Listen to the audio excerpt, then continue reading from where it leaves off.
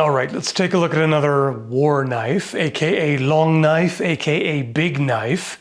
They were very creative in their weapon naming conventions back in the day. So, the kriegsmesser. This one is the Rotmilan made by Landsknecht Emporium.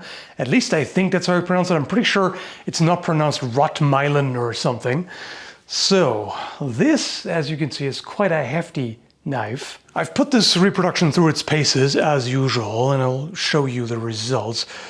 Speaking of which, the term reproduction, I should probably clarify how I use it. I use the term replica in the sense of a one-on-one copy of a historical original, and I use the term reproduction more loosely. Something that's based on historical originals or inspired by them and is pretty similar, but is not a one-on-one copy of a particular individual find. Some people use the term differently. To some, reproduction means replica, the way I use the term. Either way, it is based on a historical depiction from 1467. And you can tell that the overall shape is quite similar.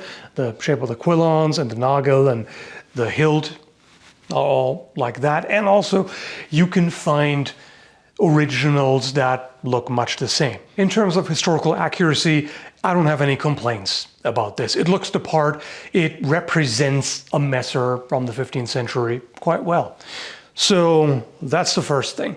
The second is overall fit and finish, of course. I think you could probably say good by modern reproduction standards, very good by historical standards, because a lot of swords that were made in the Middle Ages and really other time periods as well are not up to the standards that we reviewers often hold, where we expect everything to be perfectly even and straight and symmetrical and all of this. There are things here that I could criticize or nitpick, again, by modern standards.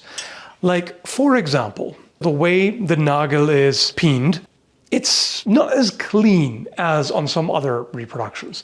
Like, for example, the gold standard for me is always the Albion Knecht, which you can very much argue is not as historically accurate, but in a good way, sort of. Like, if you look at this right here, the peen there is so well polished it basically disappears. Did they do it on historical originals? Not that I'm aware of. I mean, I haven't seen too many pictures because that's normally not the side that people are interested in. They normally want to show the nagel. But just in terms of the typical finish that you see on historical swords, that wouldn't stand out really in a negative way. You do have irregularities. It is, handmade and all of that. So you can't really complain about that in terms of a reproduction, right? You could still make the argument that for a sword in a certain price range, it needs to be extra pristine for the current market to satisfy people. Overall, I would say this is totally fine. There are nitpicks to be had, like in some spots here and there, the finish isn't perfectly smooth and you still have tool marks. This is really not crucial. What is crucial is things like cutting performance, which again we'll get to, handling, and let me just talk about that right now. Handling, again, different. There are different standards and there are different purposes. If I compare these two side by side, this one feels kinda heavy, even though they weigh almost the exact same, funnily enough. The difference is literally a mere 50 grams, because this one right here, the Rotmilan, weighs 1.42 kilograms or 3 pounds 2 ounces. The Albion Knecht weighs 1.37 kilograms or basically exactly 3 pounds, plus like a third of an ounce. So 50 grams difference between these two, but this feels more lively than that. This one is much more top heavy, and the balance is right about where the maker's mark is, in fact. Well, the Knecht balances closer to the guard. The Knecht is 8 millimeters thick near the guard and then 2.5 near the tip versus 7.8, so almost the same. 3.8, let me check here, 2.5. Okay, so interestingly, the thickness and distal taper are pretty much identical, with the exception that this one gets a little bit thicker here. So that's something that I noticed while testing. It seems to have a reinforced point. It's just a little bit thicker here. It's kind of hard to see, but now in daylight I can see it a little better. Which is pretty neat, and it's the first time that I'm seeing this on a messer, and it makes a lot of practical sense. If you're going up against mail or other medium armor, you know, not plate, because you wouldn't just try to thrust into a solid piece of steel, but other types of armor, if you want to thrust against that, it's a good idea to reinforce it here so that it doesn't just bend or break on impact. So that's actually a really good design feature. It's interesting how close the two are in overall shape, overall length, blade length, etc., and even down to the distal taper being almost identical, but this one feels significantly different. So after babbling so much about the difference in handling between the two, is the way this one here handles bad? Nay. It depends. Against armor, this is arguably better. It'll hit harder. You know, because you have more mass toward the end of the blade, you'll deliver more impact force with this compared to a sword that's balanced closer to the hilt. Which on a historical battlefield would also be useful if you're not trying to cut because they're too heavily armored, but are trying to ring their bell. You know, like if you wanted to deliver a blunt impact strike with the spine to the helmet, this is going to deliver a harder impact and may potentially knock the opponent out, things like that. It's not a clunker by any means. Don't let me mislead you here. I just have certain standards and biases from the Knecht, which just handles like it's almost not there. This one, you absolutely feel the power. This seems like some kind of game. Feel the power. It's like a Nintendo commercial or something, or maybe a Sega commercial. So what does the Rotmilan do that Nintendo don't? It's edgy. Edgier than... Nintendo used to not really have edgy characters, right? I think I owe it to you to just roll the test footage and give you a break from my bizarre ramblings.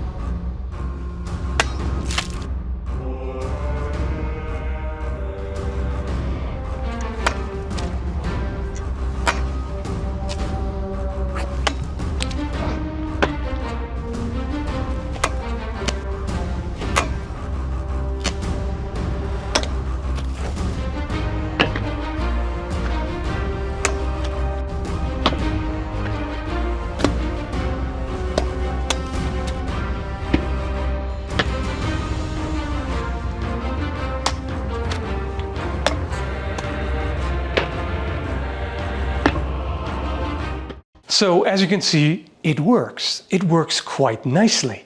It cuts well, not quite as well as the Knecht, I would say, which costs twice as much. We'll get back to that. But it cuts very well. There is a certain amount of hand shock, I noticed, or rather wrist shock. You know, if the edge alignment isn't quite perfect and you have fairly hard impact on the target, it just kind of vibrates all the way through to your wrist, which is not really surprising if you look at this, right? It's pretty flexible. Like, not unreasonably flexible, but more so than I would normally expect. Here we've got a spot that vibrates very little, which is where the hand is. Whereas here, I feel a lot more wobble on the hand, which again, on the battlefield, if you're wearing gloves or if you're just a tough guy, It's not a problem, right? So not a serious criticism, just an observation, basically. What I also did in order to test the structural integrity was to, well, do exactly what you would do with a sword in real life back in history. Defend yourself. And I was going fairly easy on it by not doing edge-on-edge blocks, but instead deflectional parries with the spine and flat blocks and parries. Because if you block something edge on edge, it's going to be damaged. It doesn't matter how good the steel is. There is going to be damage. Yeah, still solid. Okay, throw a harder one. Interestingly, even though I deliberately avoided edge contact, it happened anyway. Simply because I must have not turned the blade quite enough to really meet it entirely on the flat. So the other blade kind of partially contacted the edge at an angle, which is already enough to cause some edge rolling, which is to be expected. Some people seem to have really unreasonably high expectations. For example, the whole incident with the Albion Principe, where some people took this as an opportunity to talk trash about Albion, be like, oh, this is overpriced, damaged easily, etc.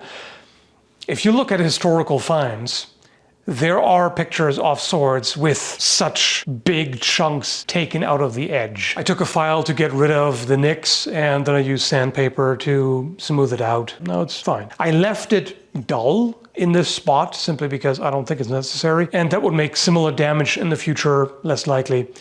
There is also a sharpened false edge here, which you can cut with as well, which I did. I got a hand target, well, a fist target, make your jokes, because I wanted to see what a quick snipe to the hands, the way we often do in sparring, would do. This bone here is severed. That's pretty bad. Oh, here too. Wait, what? Oh yeah, this is all, the entire hand is broken. In several, oh, here too. Literally every finger is broken. Every finger is broken. Wow. It would have been better to have something flexible, because nobody's gonna stand there rigidly like this and the hand doesn't move at all. Although in real life, the grip of the sword acts as a bit of an anvil. So in that sense, it's actually worse than this setup. Aren't I a genius? I talked about the handling without talking about the handle.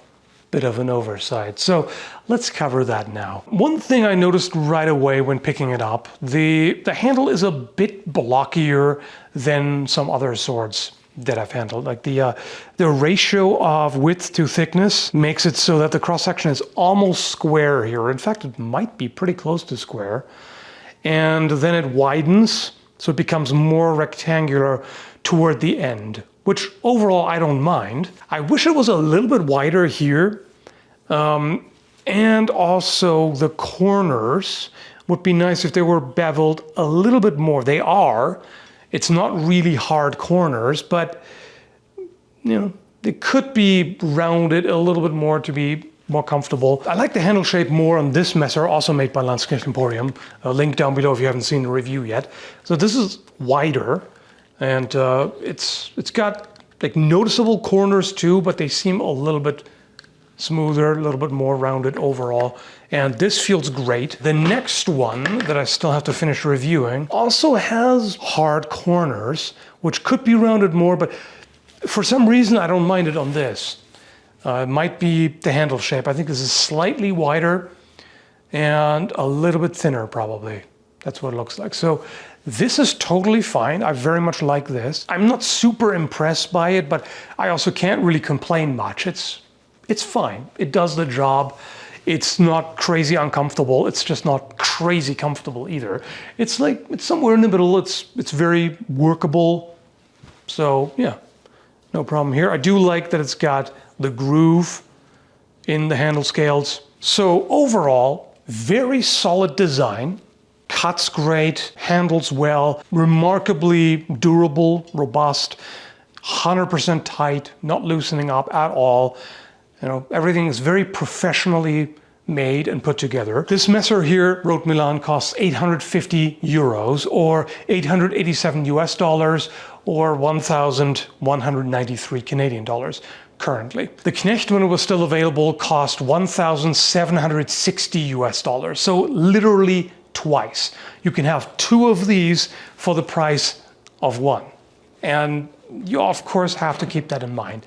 And this is where the difference really is expressed. Things like, the finish is just a little bit smoother. They just took a little bit extra time to make everything like super even and satin polished and smoothed out and all of that on the Knecht. This is, I wouldn't call this rough. I've seen rough things. This is not rough. I would absolutely recommend it. However, they did send it to me for free for the review.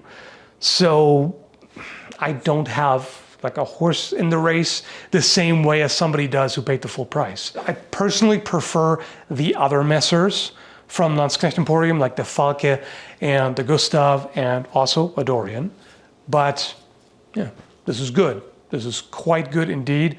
And a more heftier, oomphier take on the kriegsmesser, technical term.